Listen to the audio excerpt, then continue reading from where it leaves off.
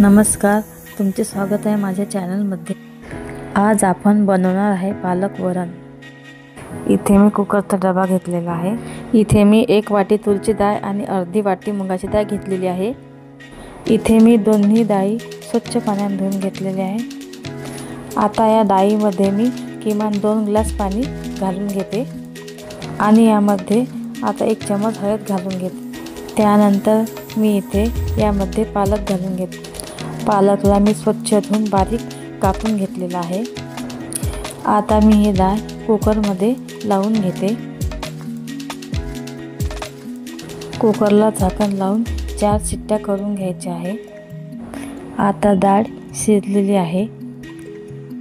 आता रईने डाळ छान घोटून घ्यायची आहे। इथे मी डाळ छान रईने घोटून घेतलेली आहे। आता मी फोडणीची तयारी करून घेते। मी कढईमध्ये तेल घातले, त्यामध्ये जिरा आणि मोहरी टाकून घेतला आहे।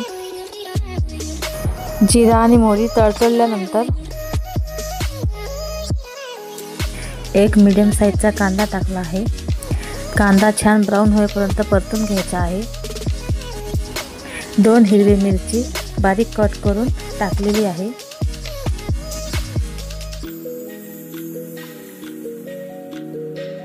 त्यानंतर इथे मी लसूण पेस्ट टाकून घेते आहे। कांदा आणि अद्रक लसूण पेस्ट छान ब्राऊन कलर येईपर्यंत मी इथे परतून घेते।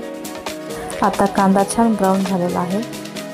आता मी याच्यामध्ये 1 बारीक चिरून घेतलेले टमाटर घालून घेते। टमाटर 1 ते 2 मिनिट सॉफ्ट होईपर्यंत शिजायचे। आता इथे थोडे शेंगदाणे घालून घ्यायचे आहे। टमाटर आणि शेंगदाणे छान शिजलेले आहे। आता मी इथे टाकते 1 चम्मच लाल तिखट, 1 चम्मच धनिया पावडर, अर्धा चम्मच हळद आणि हे सर्व मी मिक्स करून घेते। आता आपण जे शिजून घेतलेली डाळ आहे ती डाळ आता मी याच्यामध्ये टाकलेली आहे। डाळ छान मिक्स करून घ्यायची आहे। आता यामध्ये टाकायचं आपल्याला गरम पाणी। तुम्हाला जेवढी डाळ घट्ट आणि पातळ हवी असेल तेवढं पाणी तुम्ही वापरू शकता। आता मी इथे चवीनुसार मीठ घालून घेतलेलं आहे। तर इथे जी आपली डाळ आहे ती छान शिजत आहे। 5 मिनिटं छान उकळून घ्यायची आहे डाळ। इथे बघा डाळीला कलर खूप छान आलेला आहे। आता इथे मी 2 मिनिटं झाकण ठेवून शिजायला ठेवते।